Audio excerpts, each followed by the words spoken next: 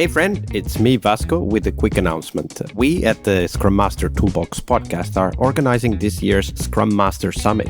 For tickets and details on the summit, check out the URL bit.ly/SM Summit 22. All one word, SMSUMMIT 22. And now, on to the show.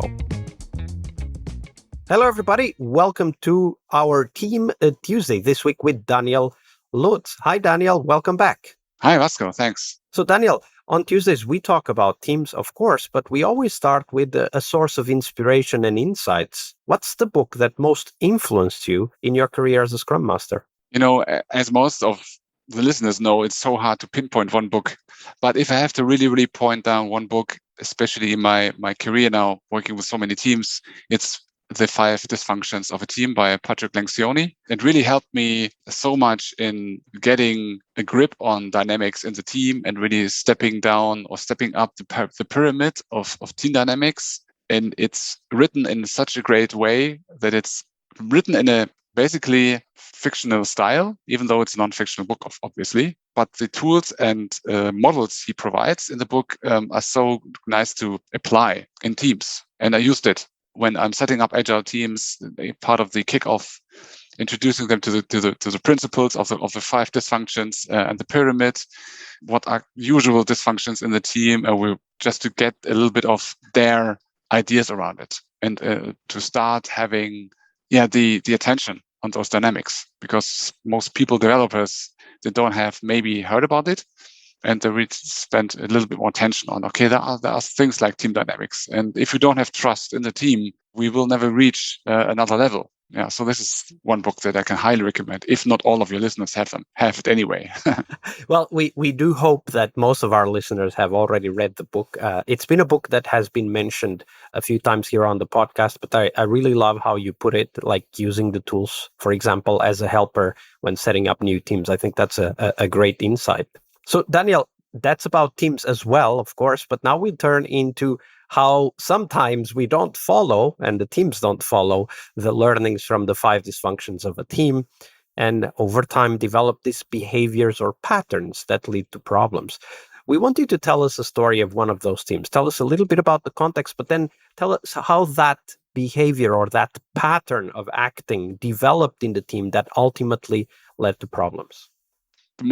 The highest problem in the team of my story is having a lack of trust. As I said, in my book recommendations, the 5 dysfunctions of a team. This is the foundation. If that is not in place, the team will never glue together and become high performing, because it's so inevitable for building openness and constructive communication in the team. And with that team, they started off working, 4 to 5 sprints, and the enthusiasm was very high, the energy was very high, and the positivity in the team was very high.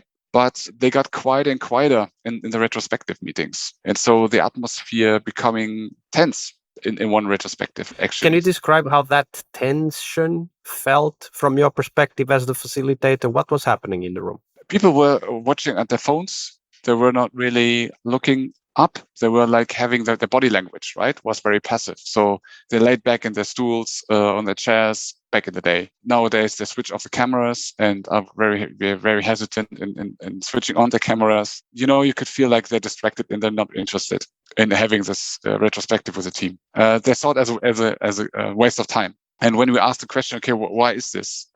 Because they rated their mood. Sometimes we have a check-in in the retrospective. Okay, what's the mood? And they rated it as 8 out of 10. So very high, right? And this cannot be true. And so there was this artificial harmony in place. So they were shying away from having a controversial discussion, because for them it's like a burden. They don't want to do it. They just want to get the work done and don't care about the team. Man, it's like how do you call it? The textbook 5 dysfunctions, right? Yeah, absolutely. Yeah. Artificial harmony, avoidance of conflict. Absolutely. Yeah. That's why I love that book so much, because it's like just there.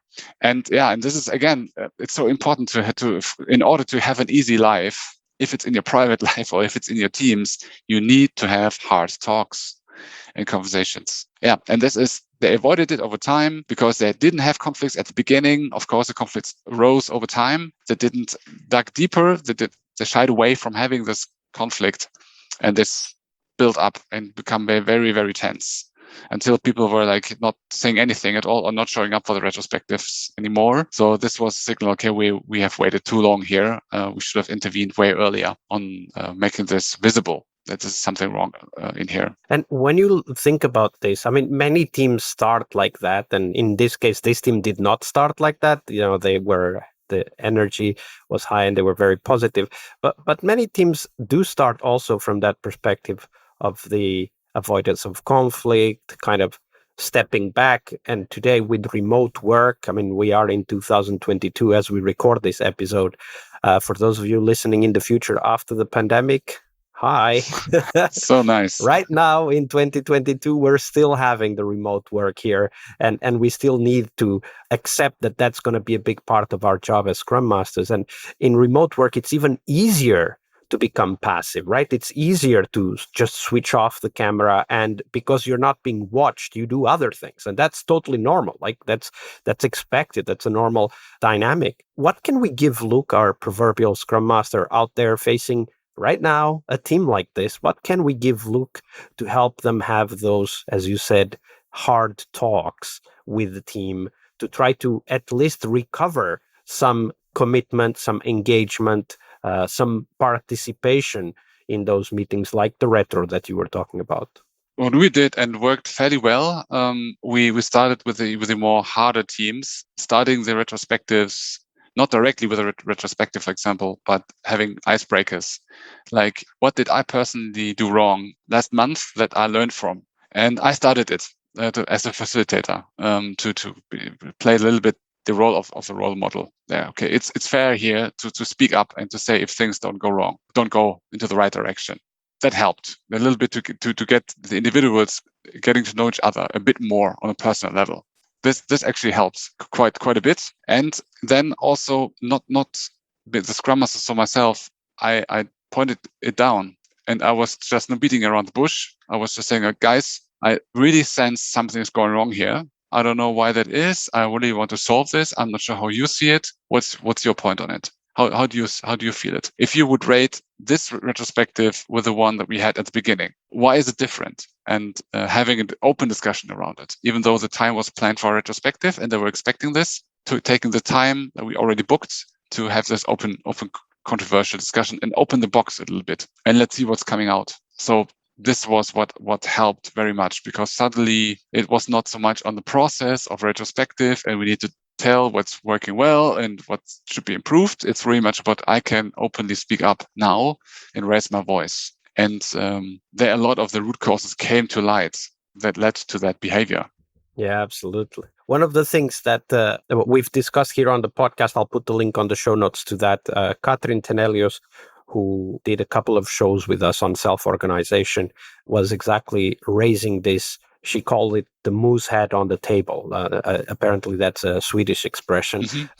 In other countries in the world, you would talk about putting the cat on the table or bringing up the tough topic or pointing the elephant in the room or whatever that might be in your country.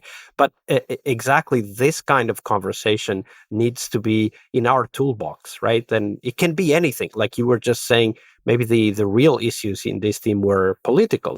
They had nothing to do with the process or even the people, but there were other things influencing their decisions. But the ability that we have to talk about the topic that no one wants to talk about is a very important skill and tool to have in our toolbox. Absolutely agree. Yeah, super important. And it takes a bit of courage. One of the Scrum values, of course, but you need to be courageous to bring up those topics. It feels uncomfortable, but there's light at the end of the tunnel. Absolutely. There's always some light at the end of the tunnel. Sometimes it's an oncoming train, but that's okay. Then run. Thank you very much for sharing this story, Daniel. You're welcome. Thanks, Vasco. Hey friends, it's Vasco again, now with a bit longer announcement. I'm part of the team that is behind the Global Scrum Master Summit, the conference dedicated to the Scrum Master role. If you're a Scrum Master, the Scrum Master Summit is the place to learn, to share, and of course to meet new friends. We will have lots of live sessions where you can meet and network with other Scrum Masters from the whole globe. So make sure you check it at bit.ly/SM Summit 22. We have several amazing keynotes and 7 tracks that feature people like you and, of course, thought leaders sharing their insights, their knowledge, and helping you become an awesome Scrum Master. You can check out all of the details of the summit, including the keynotes announced, the track chairs, and much more at bit.ly/SM Summit 22. That's all one word. That's bit.ly/SM SUMMIT and the numeral 22. I'll see you on the conference floor.